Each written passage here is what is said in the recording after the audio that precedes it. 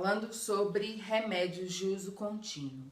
Se você faz uso de medicação de uso contínuo, então se você tem uma quantidade, você pensa se você vai levar essa quantidade toda ou se você pode comprar lá, né? Então tenha uma noção sobre isso, ver se essa medicação é possível entrar com essa medicação, que pode ser que os países tenham definições diferentes sobre o uso de certas substâncias, né? Então veja sobre isso, geralmente o site da aduana, no aeroporto, você tem algumas dicas de como achar essa informação. E aí você leva consigo na sua bagagem de mão o que você for usar nesse deslocamento, né, de Brasil até a cidade que você vai, o restante você coloca na mala de despachar, né? E aí eu gosto de dar uma dica assim, se é uma quantidade muito grande, ainda mais para parecer uma coisa de bom senso, de boa vontade, né? Coloca a medicação com uma cópia dessa receita que você pediu para o seu médico em inglês, com a nota fiscal na mala de despachar. Porque caso os inspetores lá do aeroporto achem que é um volume muito grande, você pode mostrar que, olha, eu tomo essa medicação, se chegarem a te perguntar, né? Você tem ali, junto com os documentos, toda a referência. Isso não é uma coisa oficial, tá? Mas é uma praxe que eu costumo recomendar, né? Para as pessoas, é o que eu faço, é o que eu costumo recomendar para as pessoas que vão viajar, né? Porque aí mostra ali, é claro que nunca aconteceu uma situação da pessoa levar uma coisa ilegal, né?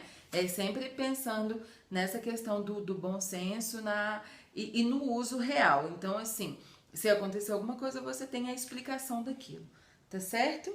Levar também uma troca de roupa. Se você tá saindo aqui no verão, lá vai estar frio, então você vai precisar de alguma coisa para se aquecer, né? Também se você for levar 2 malas, não de 32, 2 de 15. Coloca um pouquinho de tudo nas 2 malas, tá? Porque vai que uma mala extravia, então você chega em casa lá e já tem um pouco de tudo em uma mala. Essa minha amiga que eu falei que a gente chegou junta, ela tinha feito uma mala de roupa e uma mala de inverno. E a gente chegou em Londres no inverno. E foi bem a mala de inverno que sumiu. Então, olha meu corpo, ela é tipo assim, 1/3 de mim. Então ela tendo que usar minhas roupas, ela dava 3 voltas, assim, né? Então pra isso não acontecer, coloque um pouquinho de tudo nas 2 malas. Também a questão de como levar dinheiro, né? Que eu falei, então pensa direitinho como você vai levar. Lembrar de incluir os equipamentos eletrônicos, carregadores, adaptadores, se você conseguir ver qual é a tomada do lugar que você vai, né? Tem aqueles adaptadores universais. Então tenha um, né? Porque se você chegar lá, você chega com a sua tomada de um jeito, precisa carregar celular, precisa carregar computador, dependendo da hora que chegue, até achar onde tem o adaptador. Então, ver isso, né? Também, enfim, eu coloquei várias coisinhas aqui para vocês lembrarem na hora de preparar a mala. E eu fiz também um checklist, né? Que vocês vão preparando a mala e ticando o que vocês já colocaram. Espero que fique, que seja usual para vocês. Eu sempre uso um desses. E eu coloquei também, na verdade, eu uso um aplicativo e eu coloquei para vocês as dicas de aplicativo que eu uso. Beleza. Então a gente vai para etapa 5, que é a vida nova, é a chegada no país, né? E assim, antes de começar a falar sobre isso, eu tenho que comemorar muito, levantar as mãos e falar: ei, chegamos, deu certo. Todo o trabalho de vocês valeu a pena. A gente chegou aqui, a gente chegou no lugar que vocês queriam chegar. E isso é uma baita, mega conquista, né? É uma conquista. Então, parabéns para vocês. A gente tem que celebrar esses passos sim, tá, gente? Isso é muito importante. E com certeza vocês vão estar com um frio mega, ultra, super assim na barriga, né? Que bom, eu coloquei até uma bolinha assim laranja para vocês colocarem a data para ficar bem marcado qual é esse dia, que esse dia pode ser o divisor de águas. Na minha vida foi, né? Na minha vida eu cheguei na Inglaterra no dia 12 de março de 2007. Eu quis chegar antes do meu aniversário é 14 de março, eu quis chegar antes para começar esse novo ciclo, né? Com essa nova experiência. Então, anotem esse dia. E aí, o que a gente vai esperar disso, né? O que a gente tem que entender desse novo momento? É importante, se você vai... Geralmente as universidades, elas podem ter uma semana de boas-vindas, um momento que elas vão orientar o estudante sobre a instituição, sobre o país, sobre a cidade. Então, chegue nesse momento para receber essa orientação da universidade. Isso é muito importante, porque você vai entender como é a divisão da universidade, se ela divide por semestre, bimestre, trimestre, módulo. O que é importante saber sobre isso? Que após cada período desse, vai ser o período de avaliação. Então, você já começa a se preparar também para quando eu tenho que ter uma dedicação maior, né? Isso é importante saber. E conhecer também como que a universidade funciona. Ela tem um perfil mais de exigir trabalho em grupo, ela tem um perfil de exigir mais trabalho individual, mais essays, mais artigos, como que é isso? Então você vai entendendo, né? É interessante que a maioria desses países que recebe estudantes internacionais recebe gente do mundo inteiro. Então, isso é importante para você entender que você é mais um nessa multidão, né? E isso dá um certo conforto, porque não é você a única pessoa que está tentando se entender nesse outro contexto, né? Tem muita gente que vai estar ali com as mesmas emoções, né? Então, participe desse momento, esteja junto com essas pessoas, né? E observe. Assim que você chegar, observe tudo. Você não está na sua casa, você está em um outro ambiente.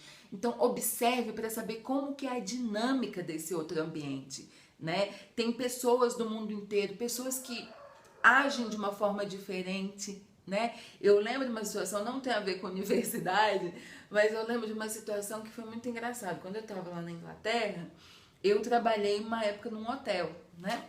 Quer dizer, o tempo todo que eu estava lá, eu trabalhei em um hotel. E eu lembro, eu trabalhava na cozinha, no café da manhã de lá. E eu lembro que tinha eu e uma colega minha indiana. E assim, para ela era muito comum colocar as coisas no chão, arrumar as coisas no chão. Então ela se agachava e ficava arrumando as coisas lá no chão, né? No começo eu lembro que eu fiquei assustada. Eu falei, meu Deus, a gente tá falando com comida, tá mexendo com comida, como é que você coloca no chão? E ela falou, não, mas eu sempre arrumei lá na minha casa, na minha terra, a gente faz assim, né?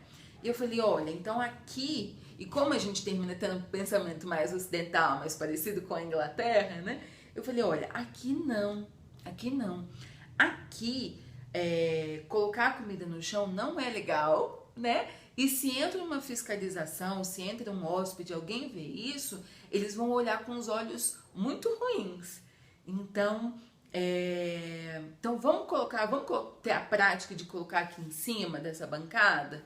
Ela falou, tá, legal, obrigada pelo toque, né? Então é isso, a gente está num país, a gente está lidando com pessoas que são completamente diferentes, né? Elas têm padrões diferentes. Então, primeiro observe, não vá... Eu coloquei um exemplo, né? Que eu terminei dando uma dica, mas primeiro eu tive a atenção de observar o que ela estava fazendo, né? Porque eu acho que se eu julgasse já de início, eu ia falar, nossa, que porca!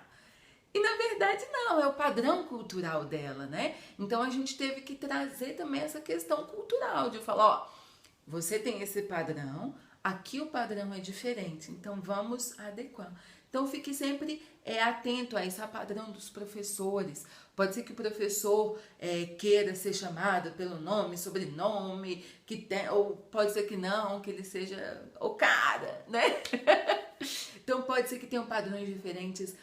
Asiáticos, geralmente, eles não olham muito no olho, né? Ficam com a cabeça meio baixa. Mas isso são padrões culturais. Então, observe primeiro antes de julgar, né? E você está sendo observado também, né? Você está sendo observado também.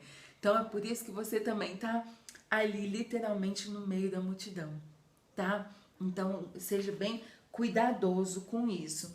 E eu coloquei uma série de coisas para vocês pensarem, né? E em relação a essa vida nova. Daí a gente tem a questão da acomodação também. Então, vocês possivelmente já vão saber onde vocês vão morar, né? Algumas pessoas não deixam para escolher quando vocês forem morar. Então, tem uma reserva antes de um hostel, de um hotel que vocês vão ficar nessas primeiras semanas, tá? E aí é muito comum que as universidades tenham esses estúdios, né? Como se fossem kitnets, assim, bem pequenininhas, assim, para estudantes dentro de um prédio grande, onde você tem a parte comum, né, de cozinha, um loungezinho para estudante. Tem outras que não, que são como repúblicas, que é uma casa, e cada estudante tem o seu quarto. Tem lugares que ainda você divide o quarto. Então, veja qual é o seu padrão, o que você quer, né? E busque por essas informações. É possível também que você consiga alugar tudo por sua conta, né? E aí, nesses casos, geralmente é um custo um pouquinho mais alto. Mas veja o que você quer, de acordo com as suas finanças, né? Então, esteja alinhado com tudo isso, certo? Participe também das associações estudantis, né? Isso é muito importante, porque pode ter uma associação de América Latina, pode ter uma associação de brasileiros, ou pode ter uma associação de antropólogos, se você for antropóloga, né?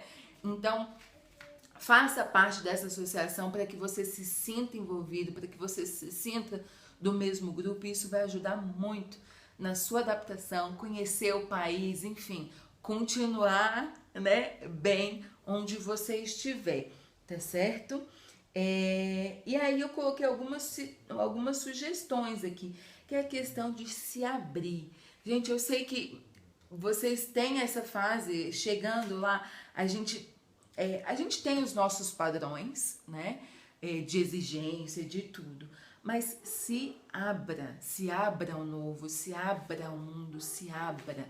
Porque tudo que vocês estão vivendo é novo e vocês fizeram tudo que fizeram para chegar nesse momento. Então se permita ser conhecido pelos outros, se permita conhecer os outros, aproveite tudo que essa experiência pode lhe trazer, tá? E se permita, eu acho que a grande questão é essa, né? E uma coisa que é super legal, se você sabe cozinhar, maravilha. Se você não sabe, aprende a cozinhar uma coisinha, porque aí você pode propor um dia do jantar internacional, cada um leva uma coisa. Isso é super legal, isso é super legal. O dia que eu conheci meu marido, o dia que eu conheci meu marido foi assim, a gente fez uma festa, era na casa de uma amiga, da minha amiga colombiana, tinha gente do mundo inteiro, e a minha contribuição foi caipirinha. E aí todo mundo ficou... E aí eu levei ainda, sabe esses CDs da Bahia, assim, quando você vai para um carnaval na Bahia, já que a gente tá no carnaval na Bahia, daquelas músicas que só curte quem estava lá. Levei deixei na mala, porque vai que, né? Vai que a gente tem uma situação que a gente precisa disso. O bom é que hoje tem Spotify, então não precisa de levar, né? Mas eu lembro que eu fiz caipirinha, coloquei essa música, gente, todo mundo dançou, a gente ficou na festa até 6 horas da manhã.